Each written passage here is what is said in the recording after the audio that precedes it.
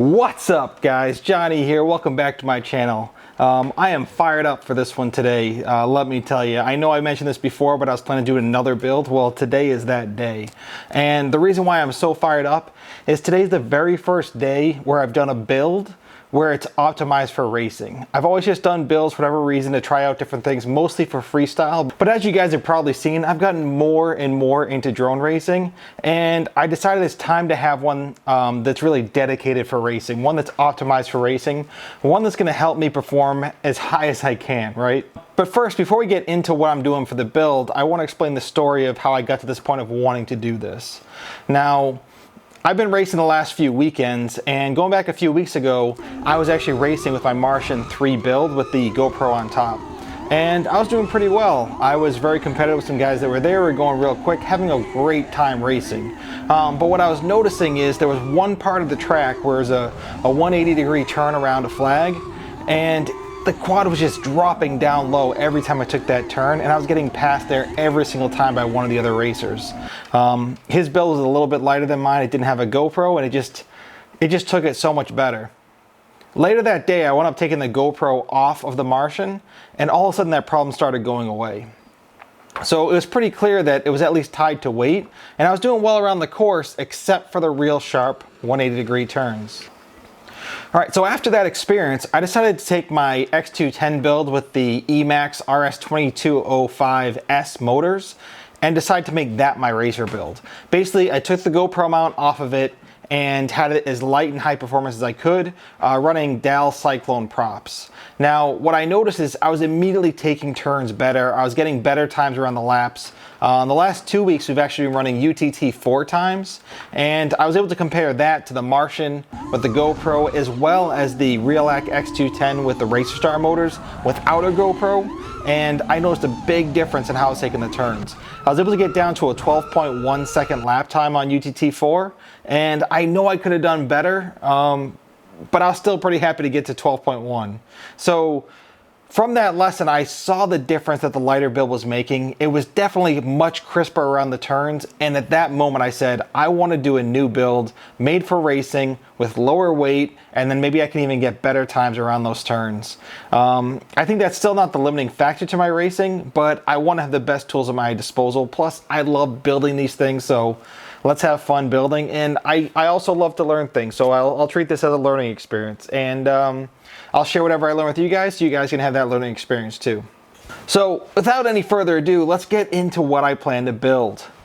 Now, first and foremost, I've seen a lot of guys out there running with floss builds, right? They're real popular to get real light builds. Kebab certainly made it real popular. Definitely seems to be what everyone else is running, and I wanted to learn something new. I wanted to try something new, so I did not want to run the floss. That was just me. I'm sure lots of people are having great success with it. It looks to be a fantastic frame. Maybe one day I'll try it, but first I want to try something else. So in order to pick out my frame, I knew I wanted something lightweight. I knew I wanted something made for racing. So I decided to take a look at the frames that were part of the multi-GP spec racing and see if any of those struck my fancy. And sure enough, when I was looking through them, I saw one that looked like it was probably the frame for me. And that was the Race Day Quads Mach 1 frame. Now, there was a bunch of things I liked about this besides just the look, but it was definitely a very lightweight frame. Maybe not quite as lightweight as the floss, but also not much more than the floss. I like that it has detachable arms, especially because it comes with these racing arms, which are only 8 millimeters thick. That's side to side. They're still 4 millimeters thick top to bottom. So what that means is there's probably a higher likelihood of me breaking an arm. So by having detachable arms, hopefully I could swap them out pretty easily. And the replaceable arms are actually pretty cheap. They're about $3.50, $3.75 for a replaceable arm. So I'm really not concerned about the cost if I were to happen to break one of these arms. So yeah, this should be a fantastic racer from what I can tell. It's about 15, 20 grams lighter than the XHover. It came in somewhere around 60, 65 grams. I'll get an exact weight for you guys to check out, but it definitely feels light in the hand. I can't wait to see how this thing stacks up with everything put on it. All right, so step 2. What flight controller did I want to fly? So I've been having a lot of luck with the DYS F4 flight controller that's on my other X210 build, the one I've been using for racing lately. So I figure it's doing pretty well with racing. I'm going to go with the same exact flight controller, the DYS F4. Now, I'm gonna mix things up a little bit this time though, and I decided to pick up the DYS all-in-one F30 30 amp ESC. I'm going with the all-in-one ESC primarily because of the weight savings, right? One of these weighs, slightly less than 2 of the ESCs I'm running on my other build. So not only will this have a weight savings, but it'll also put it all around the center of gravity, which should improve flight performance. I haven't actually done any all-in-one ESCs on anything except for a micro build before, so I'm really curious to see how the build goes with this. Plus it works really well with the DYS F4, where it just plugs in and should make the wiring really, really simple. Now, one of the big things that really adds a lot of weight to the builds is the motors.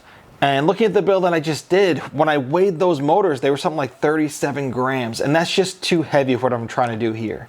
So I decided I want to make sure I found motors which are powerful, but at the same point, I needed something to be light. So in order for that, I decided to go with these motors right here. Not only do they look really sweet with this paint job on them, but they should also perform really well, and they definitely should be about as light as possible for this level of performance. So here I got the Hyperlight V4 with the naked bottoms. Now there's a few things to keep in mind. First off, it's the 2206 2522 kV. I want something high kV for racing, but also very important, these are definitely made for an all-in-one ESC. You notice these wires are really long. It should have no problem getting from the end of the build all the way to that ESC. And that's not the case for a lot of other motors that are out there. A lot of motors expect you to mount the ESC on the arm, and they have really short wires. In order to do a central ESC with those, you actually have to extend the wires, and that was not something I'd want to do if I didn't have to. So these should be a fantastic choice. Now, for camera, I decided to go with the Runcam Swift Mini, primarily because it was one I already had, but also because it should be relatively light compared to a full-size camera. Now, it's not as light as the Micro Swift, but this should still work out pretty well, and if I really, really care about that weight savings, I can always switch it out later and go with the Micro. But I've had good luck with this in other builds. It has a great picture, so this should be a pretty good choice for me here. Now, for receiver, I'm currently planning on using the XSR. I also have a FrSky XM Plus, which I was thinking about using, but I don't think there's too much of a difference in size here. But I'm going to reserve that jump for when I put everything back together. And if I decide to switch out to the XM Plus, I'll let you know. But as of right now, I'm planning on going with the XSR receiver. It's worked really well on all my other builds, so hopefully it should work well here too. Now, last but not least, something that's really, really important for racing, you need a high quality video transmitter. And for that reason, I'm going with the Team Black Sheep Unify Pro HV Race. Now, I have one of this also in that same race build I'm currently using, the X210 with the Emax motors, and it's been performing amazing. I love the smart audio feature. I don't need any more than 200 milliwatt while racing. It has a fantastic picture. Even when things start to break up, it seems to have the best breakup of any of the other transmitters I've ever used, so I'm really enjoying this and I can't wait to put it on this build. All right, so now that I've gone through the components, we're gonna go put it all together, solder it up, and then take it out to the field and see how it performs compared to some other quads. The one thing I'm most excited to compare it to is actually my brand new XHover R5LX build. I'll take the GoPro off of that and race it around the track and see how I like this build versus that one. It should be a real interesting test. So stick it out with me and let's check it out. Here we go.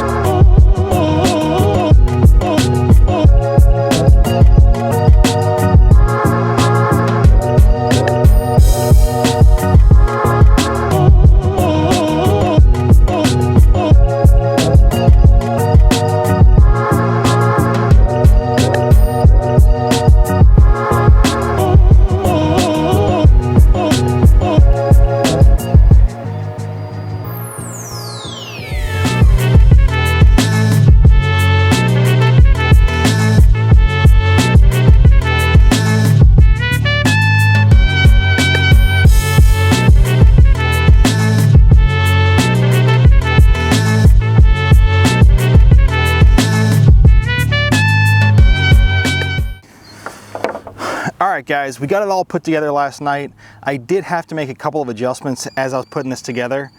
First and foremost, I think I mentioned I was considering going with the XM Plus. I did choose to go with the XM Plus instead of the XSR. I decided that I don't really need telemetry for a racer. I'm going to go to the end of the race no matter what. So I might as well save a couple grams and use the XM Plus, and it fit in there real well. It's real small, real easy to fit in the build. I liked it a lot. So that was one thing I did. The other thing that really caught me by surprise is the way to mount the camera. Now, my plan had been to use the RunCam Swift Mini, which I do have here, and then use the standard mounting plate that comes with it. Now, the thing to keep in mind is there's no place on this frame on the bottom to mount that plate, and therefore the only way to do it is in the top.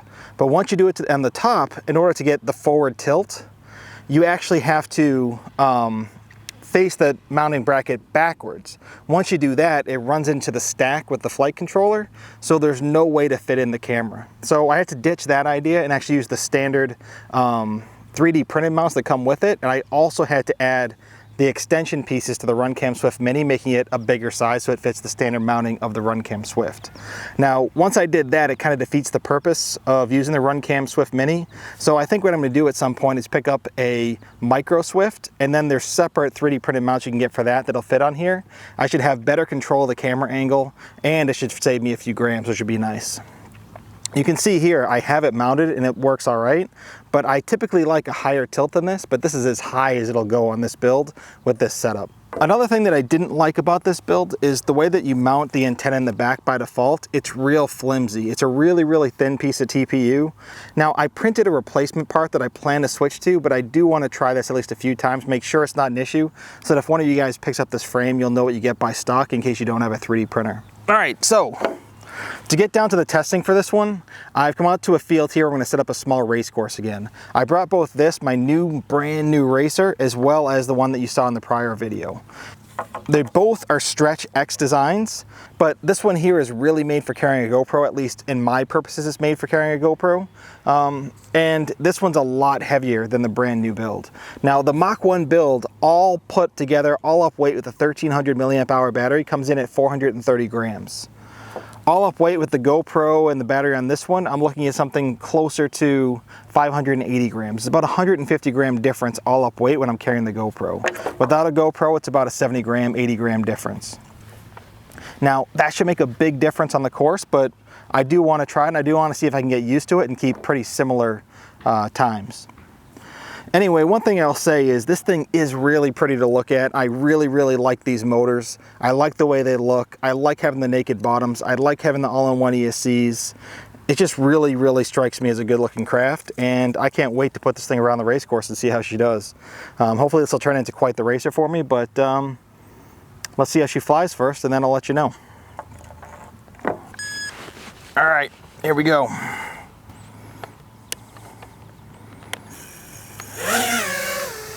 So here I'm just running through the course with the GoPro on the XHover R5LX. I just kind of want to give you an idea of what the course looks like. It's easier to see with the GoPro. Plus this is probably a configuration that I'm most used to flying. So I figured it's a good example of, what I'm used to doing. So I feel like I'm flying this pretty well. I'm pretty happy with how it's going. I like the way it controls. Like I said, it's what I'm used to. Definitely go a bit further through these two hoops that I would like. But it's about what I'd expect, I guess. Overall, I'm hitting the gates pretty well. I have a good amount of speed. I was pretty happy with that run. But now let's take the GoPro off and let's break out the quad that we just built here, the Mach 1. Now, obviously, I'm not running a GoPro since I'm concerned about weight here, so you're gonna have to watch the DVR footage. But this should give you an idea of about what I was seeing as I was running the course. As you can see, I'm really bobbing up and down as I'm starting to fly this for the first time. It's definitely a lot harder to keep track of that altitude just because it's so light, it wants to jump up, especially combined with how I don't have as much tilt as I ideally would like to have. It's definitely taken some getting used to.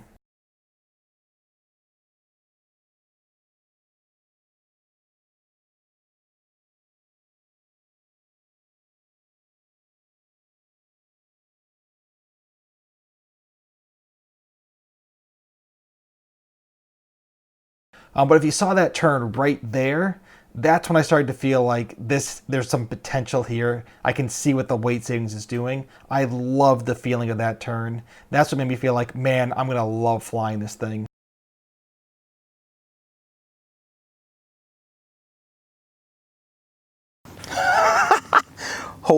Balls, that was nice. It's definitely going to take some getting used to flying this one. It's so much lighter than the other that it's harder to contain that altitude. Just a little bit of blip of throttle, it wants to jump up unless you're really tilted over, and I just can't get the tilt to fly this thing the way it's meant. So when I get the other camera, I can tilt it up properly. This thing will be screaming across a race course. I really like it, but let's go give it a few more runs. That was like, I don't know if I want to say love at first turn, but just the way it takes that turn is just really, really nice. It can change direction like that. I mean, that's the whole point of a light quad, right? But let's get back to racing. All right, now this is the second battery that I ever ran through with this quad, so I feel like I'm getting a little bit of a better hang of things. I'm not quite jumping up as much in the altitude. It still happens, but I feel like I'm starting to get the feel for how to fly this thing.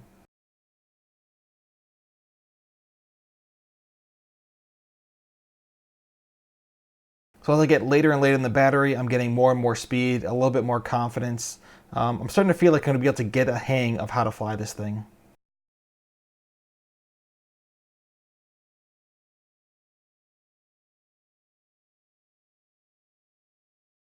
That's not good. All right, first negative thing I'll say is that the battery strap that comes with it by default is really not that good, really a piece of crap. I had one crash, my first ever crash with this thing, and it just sheared that battery strap right off. That's pretty disappointing. Let's see if I can slam another battery strap in there and get back to flying.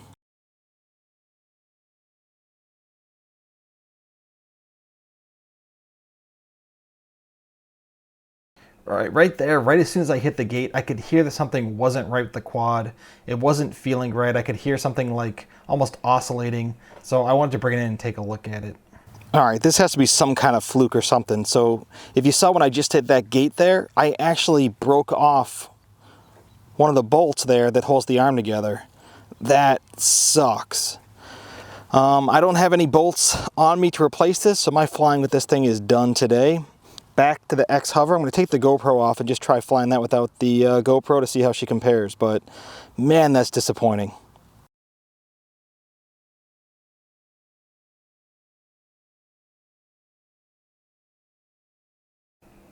So starting to race with the XHover, it started to feel like things were a lot faster than I was feeling with the other quad. I didn't really notice it while I was flying that one, but once I switched, I'd immediately notice this big speed difference. I really think the difference is really the added weight is causing me to use more throttle, which provides a little bit more thrust going forward, and that's kind of why I'm going so much faster, but man, it was a big difference.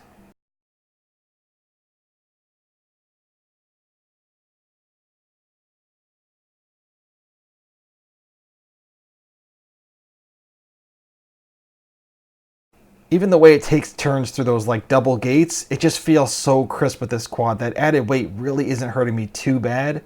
It's not quite the same as it was with the Mach 1, but it still feels like a really good turn.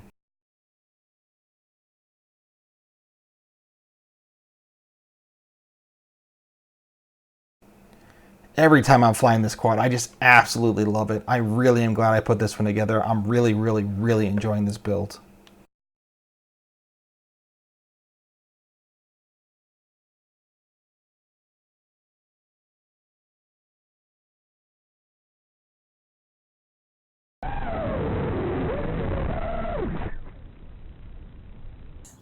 All right, that felt pretty fantastic. I still have the GoPro mount on top, but I don't have the GoPro. So I could probably save a little bit more, maybe 15 grams if I just took that thing off too, but wow, what a difference. Definitely love this build. This thing flies amazing. Not quite as good in the turn as the other one because it's so much lighter, but still really fantastic. Love it. All right, guys, we're back here the next day. I was able to go to my local Lowe's, find some hardware that kind of fits, some M3 metric screws and nuts. I slapped it on there. It's not ideal, but hopefully that'll work while I wait for the real replacement parts. Anyway, right now I'm just gonna chalk up the last issue as maybe I didn't tighten it properly. Everything else is tightened properly though, or maybe something else just happened. Let's give it the benefit of the doubt, and then if it happens again, then we'll keep track of it. But anyway, I'm back out here. I got a new track set up, a little bit of daylight. Let's hit up the track, see how we do, and see how she compares to the XHover that I'm just absolutely loving. So let's go rip it around.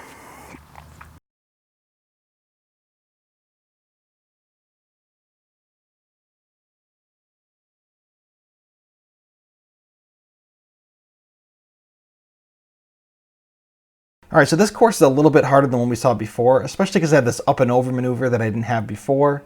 But then after the up and over, there's also this little bit of a zigzag through these tiny little soccer nets.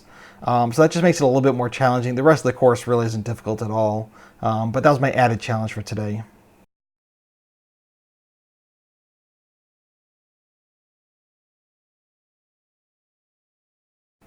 And you can see when I'm able to pull off the maneuvers correctly with this quad, it really does jump in the right direction. It's a real good feeling around turns when I get it. I'm just not getting it as frequently as I'd really like to.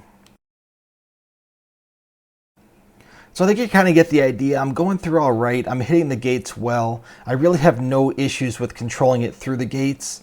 It feels like I'm doing really well.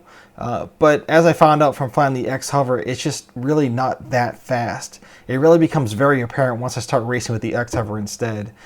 So just check that one out and see the difference that you see around the course. When I was flying the XHover, the sun was going down, so it was actually really, really hard to see. I have to think that if the visibility was a bit better, I'd actually be going a bit faster around this course.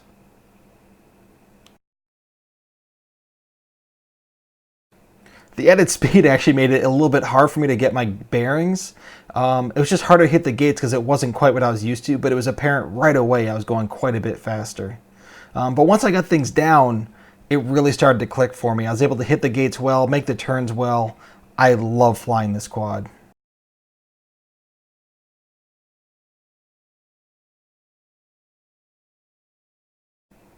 You can notice the altitude control of this quad versus the other. It just seems to really stay locked into the ground, keep a nice low height. I think the added weight is just really benefiting me here. Maybe it just takes more skill, maybe it's just camera angle, whatever it is. I noticed I was definitely doing much better times when I was running with the XHover.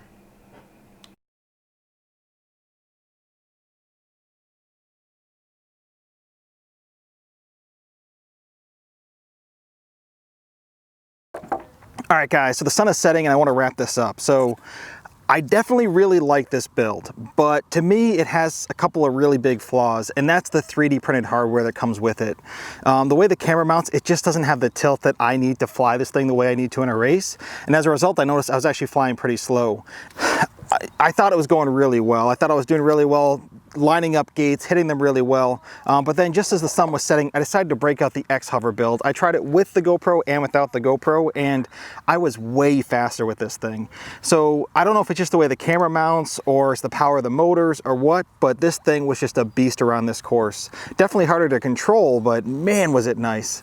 So I think what I need to do is replace this camera, get the Runcam Swift Micro, put the smaller standoffs back on, replace this hardware with some custom 3D printed hardware, get the tilt I need, and then I think this thing will be a beast around the race course. But as it is, this thing just has more power. It just beat the heck out of it. I was doing better times. It didn't quite have the crispness around the turns that this did, which makes sense with the weight, but I still was doing much better.